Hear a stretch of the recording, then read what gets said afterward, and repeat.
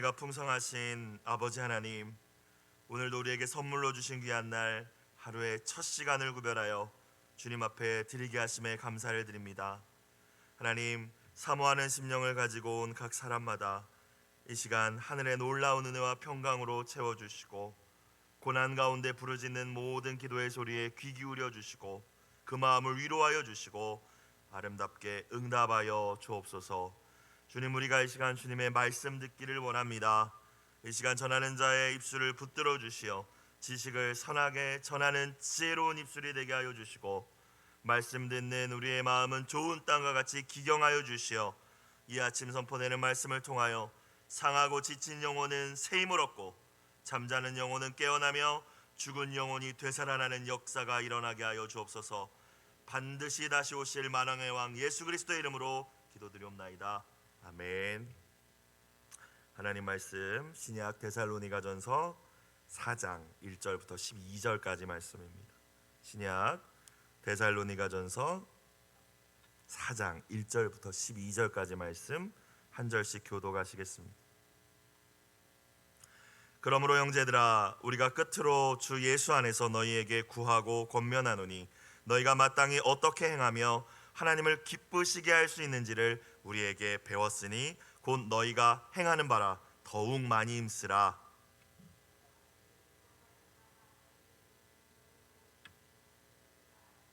하나님의 뜻은 이것이니 너희의 거룩함이라. 곧 음란을 버리고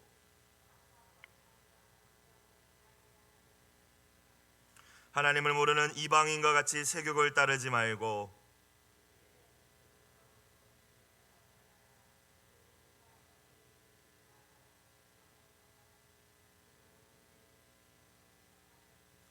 하나님이 우리를 부르심은 부정하게 하심이 아니요 거룩하게 하심이니,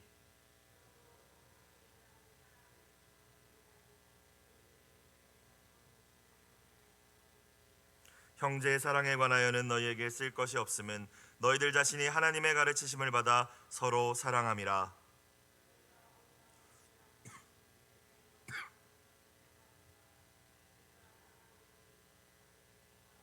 또 너희에게 명한 것 같이 조용히 자기 일을 하고 너희 손으로 일하기를 힘쓰라.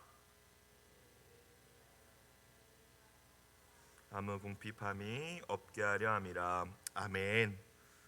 오늘 말씀 데살로니가 교회에 쓴 바울의 편지.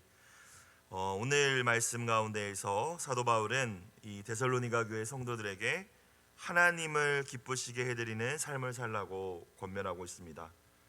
데살로니가 교회 성도들뿐만이 아니라 예수님을 믿고 하나님의 자녀가 된 모든 분들의 삶의 목적, 목표, 하나님을 기쁘시게 해드리는 것이 되어야 할 줄로 믿습니다. 자, 1절 말씀. 그러므로 형제들아, 우리가 끝으로 주 예수 안에서 너희에게 구하고 권면하노니, 이제 편지를 마무리하면서 몇 마디 더 부탁하고 싶습니다. 이런 표현이죠. 너희가 마땅히 어떻게 행하며 하나님을 기쁘시게 할 수 있는지를 우리에게 배웠으니, 바울이 함께 있는 동안에 가르쳐 주었다라는 거예요. 곧 너희가 행하는 바라. 지금 이게 무슨 말입니까? 지금 너희가 나한테 배운 대로 잘하고 있구나. 하나님을 기쁘시게 하는 것 잘 내가 너희에게 가르쳐 줬는데 같이 있는 동안 소식을 들어보니까 너희 잘하고 있구나 라는 표현이에요. 그런데 1절 맨 마지막에 뭐라고 나와요? 더욱 많이 힘쓰라. 영어 표현으로 보니까 뭐예요. 계속 조금 더 많이, 조금 더 힘써서라는 표현이에요. 여러분, 예수님을 잘 믿는다는 것, 하나님을 잘 섬긴다는 것, 잘하려면 끝이 없는 줄로 믿습니다. 여러분, 목회와 사역도 마찬가지예요. 여러분, 뭐 어느 선이 있는 것이 아니잖아요. 잘하려면 내가 한이 없는 것 같아요. 그래서 우리가 하나님 앞에 항상 가져야 할 겸손한 태도가 무엇입니까? 아유, 나 정도면 괜찮지, 뭐 이 정도면 충분히 하지가 아니라, 내가 사람들도 나를 인정해주고 지금 내가 느끼기에도 이 정도면 예수님 나 잘 믿는 것 같아, 그런 생각이 들지라도 하나님 앞에 우리가 언제나 가져야 할 자세는, 주님 여전히 내가 부족합니다. 더욱 더 힘쓰겠습니다. 오늘 말씀처럼 하나님 내가 더욱 더 정진하겠습니다. 이것이 저와 여러분이 평생 주님 앞에 가져야 할 태도인 줄로 믿습니다. 여러분, 신앙의 현상유지라는 건 없습니다. 나아가지 않으면 뒤로 물러갈 뿐이에요. 믿음을 난 유지하고 있어. 영적 상태가 유지되고 있어. 여러분, 영적으로 우리가 날마다 주님 닮아가지 않고 진보하고 성장하지 않는다면 죽은 것이에요. 여러분, 교회란 예수님의 피로 세워진 유기체입니다. 생명이 있는 생명체예요. 그렇기 때문에 생명체가 성장하지 않는다면, 그 세포가 계속해서 자라나지 않는다면 죽은 거죠. 우리도 영적으로도 마찬가지라는 거예요. 여러분, 현상 유지는 없습니다. 더욱 많이 힘쓰라, 이 말씀을 오늘 처음 주신 우리에게 말씀, 주님의 음성 가슴에 새길 수 있길 주의 이름으로 축복합니다. 여러분, 말씀을 읽는 것도 난 하루에 3장 읽으니까 충분해가 아니라, 내가 하나님 더 사랑하려면, 하나님 더 기쁘시게 해드리려면 주님 뜻을 더 많이 알아야겠는데 내가 어떻게 하면 하나님 말씀 더 읽을 수 있을까? 내가 새벽기도 하고 있지만 내가 주님과 더 많이 대화하고 싶은데, 더욱더 하나님과 친밀해지고 싶은데 내가 언제 시간을 더 쪼갤 수 있을까? 주님을 섬기고 기쁘시게 하는 일에 더욱 많이 힘쓰라, 이것이 오늘 우리에게 주신 주님의 음성입니다. 요한계시록을 보면요, 칭찬받는 교회가 있고 책만 받는 교회가 있어요. 요한에게 7교회의 편지를 써라. 서머나 교회는 칭찬받는 교회였습니다. 주님께서 근데 이 교회가 이미 핍박 가운데서 엄청 고생하고 있었어요. 순교자도 있고 감옥에 갇힌 자들도 있고. 그러면 저희 같은 생각에, 아이고 니네 힘들지, 이제 그 정도면 됐다, 위로해 주실 법한데, 여러분, 하는 주님이 뭐라고 말씀하시는지 아십니까? 그 교회를 향하여 죽도록 충성하라 말씀하세요. 여러분, 이 말씀은 너 죽을 때까지 충성해, 이 말이에요. 생명의 면류관을 너에게 주리라. 여러분, 더욱 많이 힘쓸 수 있는 저와 여러분이 되시길 주의 이름으로 축복합니다. 오늘 9절 이후의 말씀을 보니까 또 이 표현이 한 번 더 등장해요. 형제 사랑에 관한 권면인데요, 9절 10절을 다시 보겠습니다. 형제 사랑에 관하여는 너희에게 쓸 것이 없으면 너희들 자신이 하나님의 가르치심을 받아 서로 사랑함이라. 잘하고 있었단 얘기예요, 데살로니가 교회가. 10절, 너희가 온 마게도냐 모든 형제에 대하여 과연 이것을 행하도다. 자기 교회 이제 성도들끼리가 아니라, 마게도냐라고 하면 이제 지역이거든요. 저희로 하면 대전 전 지역에 이 성은교회가 성도 사랑으로 소문난 거예요. 잘하고 있어요. 소문났어요. 그런데 10절 후반부에 또 뭐라고 해요, 바울이? 형제들아 권하노니 더욱 그렇게. 뭐예요? 똑같이 영어로 더욱 더 힘쓰라는 거예요. 잘하고 있는데 이 정도면 충분할 것 같은데 주님 앞에서 더욱 더 힘쓰라.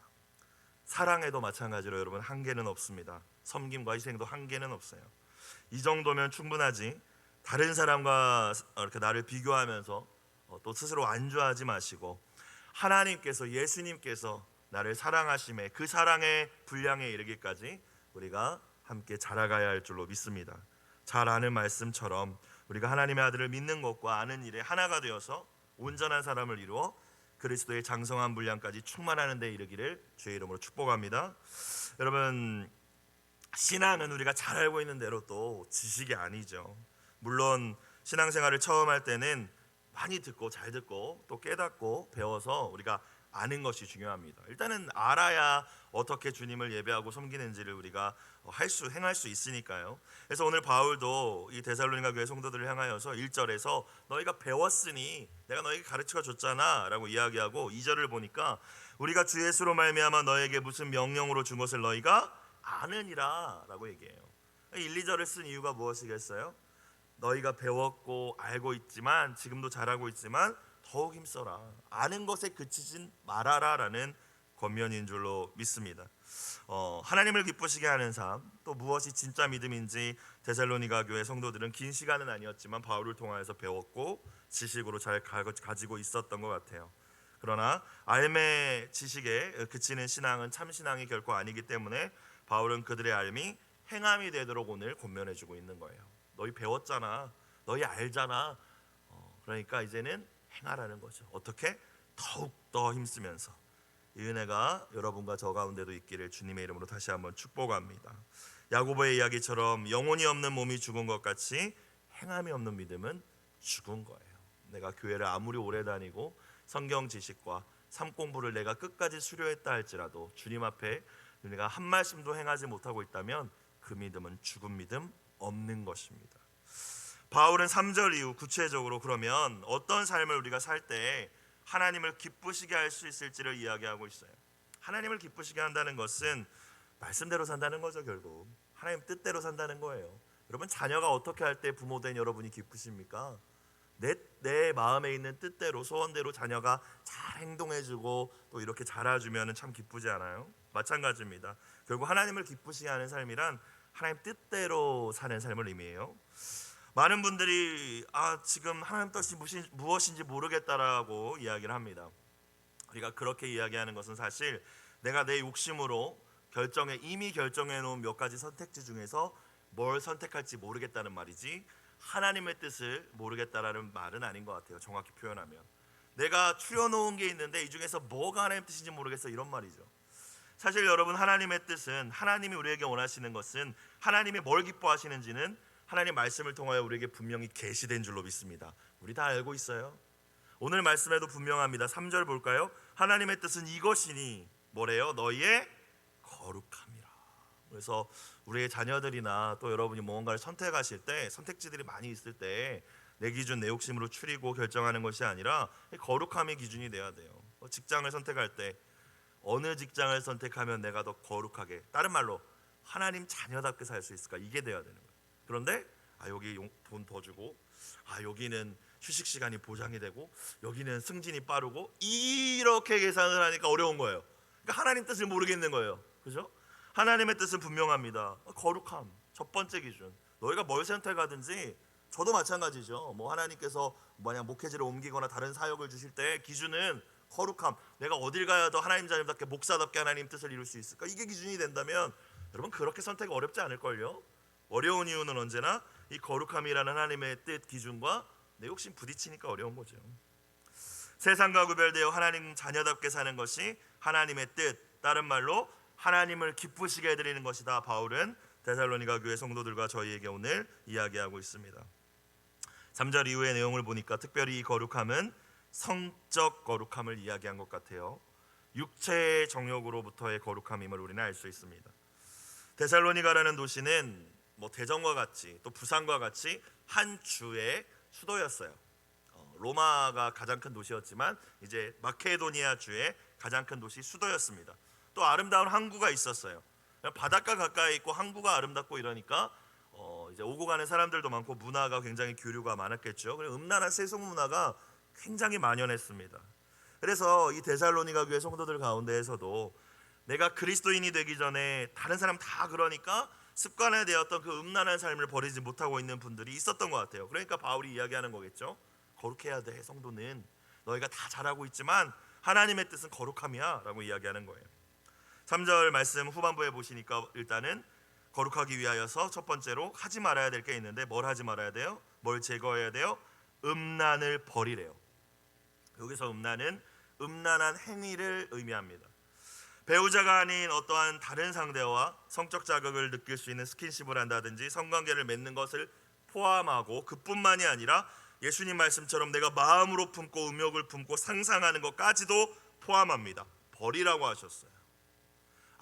다 그러지 남자들은이 아니라 특별히 우리 자녀들과 청년들에게 버리라고 하셨어요.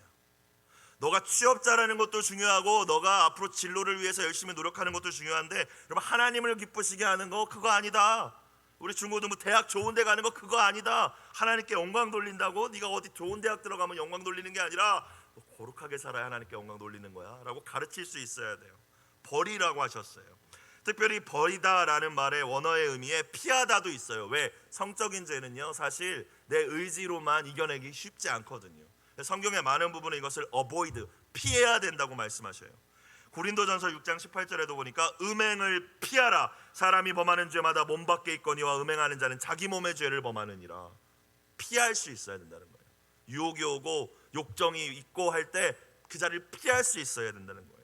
그냥 내가 생각만 하는 건데 이 정도는 남한테 피해 안 주는 건데 아니라는 거죠. 우리가 하지 말아야 할 것이 있고 또 적극적으로 해야 할 것이 있습니다. 음란을 버리고 또 거룩하기 위해서 4절 말씀, 각각 거룩함과 존귀함으로 자기 안에 대할 줄을 알고 라고 나와 있어요. 자, 하나님께서 허락하신 결혼이라는 아름다운 테두리 안에서만 너의 성적 욕망을 사용해야 된다 라는 의미입니다. 이것이 하나님 보시기에 거룩한 것이고 존귀한 것이다라는 의미이죠. 그런데 재미있는 것은 이 자기 아내라고 우리말로 번역된 이 표현이 원어로는 사실 아내라는, 남편이라는, 배우자라는 의미이기 이전에 자기 몸이라는 의미가 있대요. 그러니까 이 말씀은 각각 자기 몸을 거룩하고 존귀하게 여길 줄 알아야 된다. 그리고 내 몸은 또 아내의 몸이잖아요. 남편의 몸이잖아요. 한 몸이니까. 그래서 이렇게 번역이 된 거예요. 그러니까 우리가 내 몸이 하나님의 거룩한 성전이라는 것을 알아야 된다. 그래서 거룩하고 존귀하게 여겨야 된다는 거예요. 내 아내의 몸을, 내 남편의 몸을 또 그렇게 여겨야 된다는 거예요. 그래서 그 범위 안에서, 하나님이 세우신 질서 안에서 너의 성적 욕망과 모든 것들이 가능하다라는 의미죠. 고린도전서 6장 19절에 보니까 너희 몸은 너희가 하나님께로부터 받은 바 너희 가운데 계신 성령의 전인 줄 알지 못하느냐? 너희는 너희 자신의 것이 아니라 값으로 산 것이 되었으니, 예수님 피값, 그런즉 너희 몸으로 하나님께 영광을 돌리라 말씀하십니다. 거룩하고 존귀하게 여길 줄 아는 저와 여러분, 우리의 자녀들이 되기를 주님의 이름으로 축원합니다. 5절, 하나님을 모르는 이방인과 같이 세욕을 따르지 말고, 여기서 세욕이란 그냥 성적 욕망 자체를 의미하는 게 아니라 지나치게 공격적이고 열정적인 과한 육체의 욕망을 의미합니다. 6절, 이 일의 분수를 넘어서 하나님이 세우신 질서를 넘어서라는 의미예요. 결혼이라는 그 선을 넘어서, 예전에 어떤 청소년 사역자 목사님이 이런 말씀을 하셨어요. 아이들에게 혼전 순결에 대해서 이야기를 하시면서 여러분 뭐 성적으로 호기심도 많고 성관계의 기쁨이 뭔지도 여러분 막 궁금하고, 특별히 이미 선을 또 이렇게 넘은 사람들이 있다면 그것이 얼마나 또 여러분 기쁘게 하는지를 다 알고 있을 거다. 그런데 기억해라, 하나님이 세우신 분수, 하나님이 세우신 질서 안에서의 성은 낙하산을, 안전한 낙하산을 메고 고공점프를 하는 것과 같다. 짜릿하고 즐겁고 행복하다. 그러나 하나님이 세우신 질서 밖에서의 성은 낙하산 없이 뛰어내리는 거다라고 이야기했어요. 여러분 그렇게 꼭 이야기해 주십시오. 자녀와 손주들에게 분수를 넘어서, 선을 넘어서, 질서를 넘어서는 안 됩니다. 형제를 해하지 말라.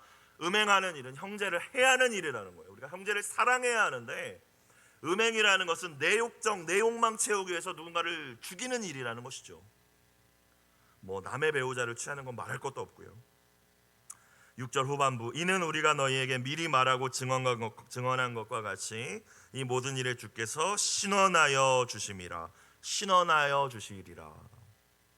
음행하는 성도들을 향하여 네가 목사라고 하면서 음란에 신원하여 주실 거야. 행한 대로 갚으실 거야 라는 두려운 경고죠. 히브리서 3장 13장 4절, 모든 사람은 결혼을 귀히 여기고 침소를 더럽히지 않게 하라. 음행하는 자들과 간음하는 자들은 하나님이 심판하시리라. 회개하면 되죠 뭐. 여러분, 회개는 주님의 회개의 영이 겸손한 심령 가운데 임할 때 가능한 거지, 내가 이미 죄를 의도적으로 짓겠다라고 생각하는 사람에게 쉽게 임하지 않습니다. 그래서 죄에 한번 빠졌을 때 교회의 중직자나 목회자분들도 이 성적인 것에 딱 묶여버리면 헤어나오질 못하는 것이죠. 내가 회개를 원한다고 회개할 수 있는 게 아니에요. 죄는 여전히 우리가 피 흘리기까지 싸워야 할 대상인 줄로 믿습니다. 고린도전서 6장 9절에는 이런 말씀이 있어요. 불의한 자가 하나님의 나라를 유업으로 받지 못하는데 음행하는 자, 우상 숭배하는 자, 간음, 탐색, 동성연애하는 자 하나님 나라 유업으로 받지 못한다. 뭐 천국 못 들어간다는 말씀이겠어요? 라는 해석이 있긴 해요. 그런데 여러분, 하나님 나라 유업을 받지 못했는데요, 부끄러운 구원 받게 될 것이다. 너가 성도라는 이름으로, 목회자라는 이름으로 살았지만 하나님 나라 유업을, 네가 유산을 쉽게 얘기하면 천국 가면 하나님께서 집도 주시고 유산도 주시고 예수님과 함께 통치도 하고 이렇게 즐겁게 평생 영원히 살아야 되는데 너 그냥 부끄러운 구원만 받아서 뭐 쉽게 옛날에 우스갯소리로 개털모자 하나 쓰고 앉아있을 거야 라는 이야기입니다. 여러분, 이 말씀을 우리도 새겨야겠지만 특별히 성적으로 심각하게 타락한 이 세대에 이 말씀으로 우리의 자녀들과 자손 대대로 가르칠 수 있는 은혜가 있길 주의 이름으로 축원합니다. 손자들 어리다고 생각하지 마시고 가르치셔야 돼요. 오늘 말씀은 하나님 성에 대해서 뭐라고 말씀하시는지. 여러분, 우리가 거룩하게 살아야 하는 이유에 대해서 바울은 7절 이후에 이렇게 얘기합니다. 하나님이 우리를 부르신 것은 부정하게 하심이 아니다. 부르셨다. 여러분, 하나님이 저와 여러분 부르셨어요. 야 일로 와, 이렇게 부르셨다는 얘기가 아니죠. 자녀로 부르셨다는 얘기예요. 여러분, 이 자녀로 부르시기 위해서 주님이 치르신 대가에 대해서 우리는 너무나도 잘 알고 있습니다. 자기 아들 생명과 바꾸신 거예요. 하나님이 여러분을 자기 아들 생명을 주심으로 자녀 삼으신 것은 부정하게 하심이 아니오, 너 그렇게 계속 더럽게 살라고 한 것이 아니다라는 얘기예요. 너 예수 안 믿는 사람처럼 그렇게 살라고 자기 아들 생명 주신 것이 아니라 거룩하게 하심이니 이제는 하나님 자녀답게 살라고 부르신 거다.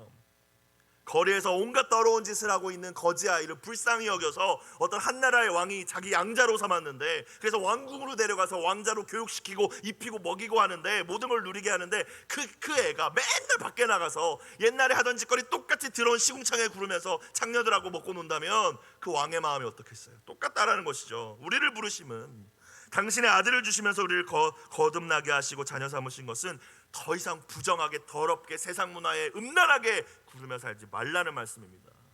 8절, 그러므로 저버리는 자는, 근데 너 계속 그렇게 산다면 사람을 저버리는 것이 아니요. 여러분, 부모님의 뜻만 저버리는 자녀들도 얼마나 괘씸하고 배은망덕한 거예요. 그런데 하나님 앞에 그런 것은 사람을 저버리는 게 아니라 계속 음란한 문화 가운데 취하여 그렇게 자기 쾌락을 위하여 산다는 것은 너희에게 그의 성령을 주신 하나님을 저버림이라는 거예요. 배은망덕이죠.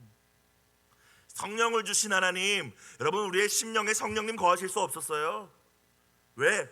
사람 그 마음으로부터 부패했기 때문에, 다 죄인이기 때문에. 성령을 우리 가운데 거해 주신다는 건, 주셨다라는 것은 내가 죽을 때까지 너의 평생 영원토록 함께 할 거라는 약속이잖아요. 주님이 우리 심령 속에 계셔서. 그런데 우린 그런 자격이 없어서 앞서 말씀드린 것과 같이 예수님 생명 주시면서 성령 주신 거거든요. 우리가 도저히 깨끗해질 수 없는데, 찬양도 불렀지만 물과 피로 성령으로 씻어주셔서 깨끗해지고 그 심령 가운데 성령 주신 거예요. 그런데 우리가 계속해서 세상 쾌락에, 우리의 자녀들이 계속해서 세상 욕망에 휘둘린다? 하나님 저버리는 거다. 여러분, 얼마나 이것이 안타깝고 또 하나님께서 또 슬퍼하시는 일인지를 우리도 깨닫고 우리 자녀들에게도 깨닫게 해야 된다는 것입니다. 결국에 우리가 예수 믿는다고 하면서 수련회 같은 데 가서 은혜도 다 경험했지만 자꾸 똑같이 음란에 머무르고 음란에 넘어지는 이유가 무엇일까요? 교회의 중직자와 목회자들까지 그런 이유는 배은망덕이라는 거예요. 배은망덕. 몰라서 그러는 게 아니잖아요. 두 번째, 하나님을 기쁘시게 하는 삶에 대해서, 우리를 향하신 하나님의 뜻에 대해서 바울은 사랑하는 것이라고 이야기합니다. 아까도 읽었던 말씀이죠. 9절 10절, 형제 사랑에 관하여는 너희에게 쓸 것이 없음은 너희를 자신이 하나님의 가르치심을 받아 서로 사랑함이라.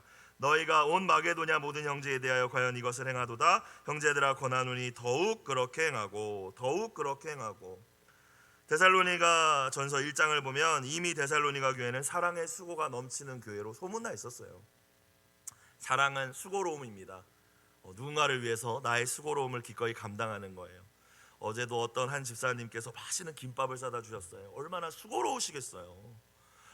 내 자녀만 챙겨서 먹기도, 여러분, 사실 매일매일 밥 차리고 치우는 게, 제가 쉬면서 하랑이를 돌봤거든요. 여러분, 참 귀찮고 힘든 일이에요. 그런데 생각하면서 이거를 이렇게 드시면 맛있겠다, 사랑하는 마음으로 수고하신 거잖아요. 사랑은 수고예요, 수고. 언제나 사랑의 수고가 넘치는 우리 성은교회가 되기를 축복합니다. 자, 그런데 오늘 말씀을 보니까 좀 바울이 특이한 얘기를 해요. 사랑 얘기를 하면서 마지막 11절 12절을 보니까 이런 얘기를 합니다. 또 너희에게 명한 것 같이 조용히 자기 일을 하고 너희 손으로 일하기를 힘쓰라. 이는 외인에 대하여, 예수 안 믿는 사람들에 대하여 단정히 행하고 또한 아무 궁핍함이 없게 하려 함이라. 자, 사랑이 남들 잘해주고 섬겨주는 것뿐만이 아니라 나에게 주어진 삶의 자리에서 내가 할 역할을 온전히 하는 것, 이것이 사랑이라고 바울이 또 이야기해요. 새로운 해석이고 새로운 권면이죠. 왜냐하면 내가 나의 자리에서 나의 일을 온전히 행하지 못할 때 그 일은 교회 안에 또 다른 형제자매에게 지나친 부담과 어려움을 주는 일이기 때문에, 축복의 통로로 부르심을 받은 우리가 오히려 은혜를 끼치는 게 아니라 어려움과 부담을 줄 수 있기 때문에 우선은 내 맡겨진 자리의 일들을 아름답게 또 조용하게 겸손하게 감당하는 것이 결국에 사랑일 거야 라고 이야기하죠. 바울이 이 이야기를 하는 이유가 있었습니다. 데살로니가 교회 성도들 가운데에는 예수님 재림에 대해서 잘못된 신앙을 가진 사람들이 있었어요. 이제 내일 새벽에 나눌 텐데요. 예수님이 당장 재림하신다는데 뭐 열심히 살아, 이런 거죠. 예수님 내일 오시면 오늘 내가 회사 가서 왜 일해야 돼? 왜 공부해야 돼? 이런 사람들이 있었어요. 그래서 아무 일도 안 했어요. 근데 모든 성도들이 그랬던 게 아니라 그런 이상한 생각을 가진 사람들이 그랬어요. 교회 안에서. 그러니까 같은 교회 안에서 일하지 않고, 그러니까 이 사람이 일할 능력이 있는데도 불구하고 그런 잘못된 신념과 믿음으로 게으르게 사니까 다른 성도들과 교회가 이 사람들의 생계를 책임지는 일들이 벌어졌습니다. 이거 내버려 둘 수는 없잖아요. 같은 성도고 교회인데 막 굶어 죽겠다고 하는데. 그러니까 이제 교회에 어려움이 생기는 거예요. 이런 일들로 인해서. 그래서 바울이 오늘 이 이야기를 한 거죠. 너희가 그렇게 하는 것은 하나님의 영광도 가리고 이웃에게 손해 피해를 끼치는 일이다. 내가 아무 일도 하지 않으므로 이웃을 더 수고하게 만드는 것 수고가 아니다. 그래서 하나님을 사랑하고 이웃을 사랑하는 자리를 지키기 위해서 우선은 너의 자리를 지켜라라고 바울이 이야기하는 거죠. 여러분, 우리는 하나님께서 우리를 축복의 통로로 부르셨음을 기억할 수 있기를 이 아침 주님의 이름으로 축복합니다. 저기 달려있는 것처럼 하나님을 기쁘시게 이웃을 행복하게 세상을 아름답게 하라고 우리를 부르신 거죠. 그런데 일단은 그렇게 살기 위해서는 내 삶을 돌볼 줄 알아야 돼요. 일단은, 그렇죠? 여러분, 이 말씀을 혹여나 오해하지 마십시오. 육체적인 어려움, 정신적인 어려움, 일할 수 없는 상황이 있는 교회 안에 지체들이 있어요. 그들에게 주는 말씀이 아니에요. 내가 또 일하는 것만으로 생계가 도저히 불가능한 분들 계십니다. 사회 구조적인 악이라든지 또 이미 뭐 이렇게 쌓아놓은 빚이라든지, 그런 분들은 교회가 도와야 됩니다. 더 많이 가진 이들이 나누어 줘야 돼요. 필요를 채워주는 것입니다. 그게 잘못됐다고 바울이 이야기하는 것이 아니에요.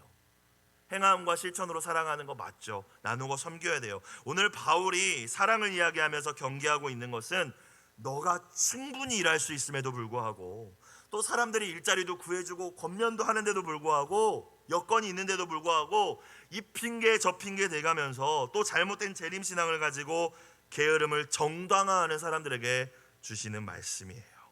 다른 사람들에게 부담을 주고 해를 끼치는 그 경우를 경계하고 있습니다. 이런 자들은 교회 안뿐만이 아니라 오늘 말씀의 12절처럼 외인들에게 비방과 조롱거리가 되죠. 내가 성실하게 살아야 되는 이유는요, 그것이 그냥 도덕적이고 윤리적이기 때문이 아니라 그것이 외인들이 볼 때 단정히 하나님 믿는 사람답게 아름답게 행하는 일이기 때문인 줄로 믿습니다. 여러분, 엄마는 엄마로서의 역할을 성실하게 할 수 있어야 되고, 아빠도 마찬가지고요. 그렇죠? 우리가 회사든지 사업터든지 어디서든지 그 모습이 사랑의 기초라는 사실을 이 아침 깨달을 수 있길 주의 이름으로 축복합니다. 오늘 말씀을 통하여 바울은 데살로니가 교회 성도들을 향하여 이미 그들이 잘 알고 있고 배우고 있는 하나님을 기쁘시게 해드리는 삶이 무엇인가 라고 이야기하죠. 그리고 그렇게 더욱 열심을 내라라고 이야기합니다. 정리해보면 거룩하고 사랑이에요. 여러분, 앞서 말씀드렸지만 우리 삶 가운데서 자꾸 헷갈리는 것은요, 또 뭐가 하나님의 뜻인지 잘 모르겠는 것은요, 이 두 가지 명확한 기준과 목표가 흔들리기 때문입니다. 하나님 우리에게 원하시는 것은 거룩해, 그리고 두 번째 서로 사랑해, 이거예요. 그래서 뭔가를 선택했을 때 내가 더 거룩하게 살 수 있는 길, 더 사랑하며 살 수 있는 길, 그걸 선택하면 되는 거예요. 무엇을 선택하든지. 하나님의 자녀답게 또 성적으로 정결하고 거룩하게 살아가는 것, 내게 맡겨진 일을 성실하게 감당하며 이웃을 섬기고 사랑하는 것, 그것이 우리의 인생의 목표가 되고 삶의 모든 영역의 목표가 되며 우리 자녀들의 인생의 목표가 되기를 주님의 이름으로 축복합니다. 이 말씀 붙들고 하루 승리하는 여러분이 되시기를 주의 이름으로 축원합니다. 기도드리겠습니다. 사랑과 은혜가 풍성하신 아버지 하나님, 사도 바울을 통하여 데살로니가 교회에 주신 이 말씀을 통하여 이 아침 우리 각 사람에게 주시는 하나님의 음성 듣게 하시니 감사합니다. 우리의 삶의 목표가 분명히 하나님을 기쁘시게 해드리는 것, 먹든지 마시든지 하나님의 영광을 위하여 사는 것, 그것이 되게 하여 주옵소서. 하나님의 뜻대로 거룩하게 또 사랑하며 사는 우리가 되기를 원합니다. 우리와 우리의 자녀들이 이 세대를 본받지 않게 하시고 거룩한 주의 자녀가 되게 하여 주옵소서. 우리의 몸과 우리의 공동체를 순결하게 지켜나갈 수 있도록 주님 은혜를 베풀어 주시옵소서.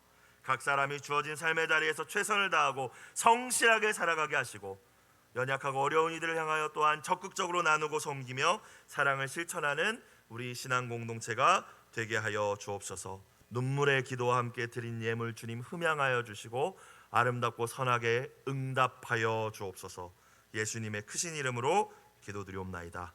아멘.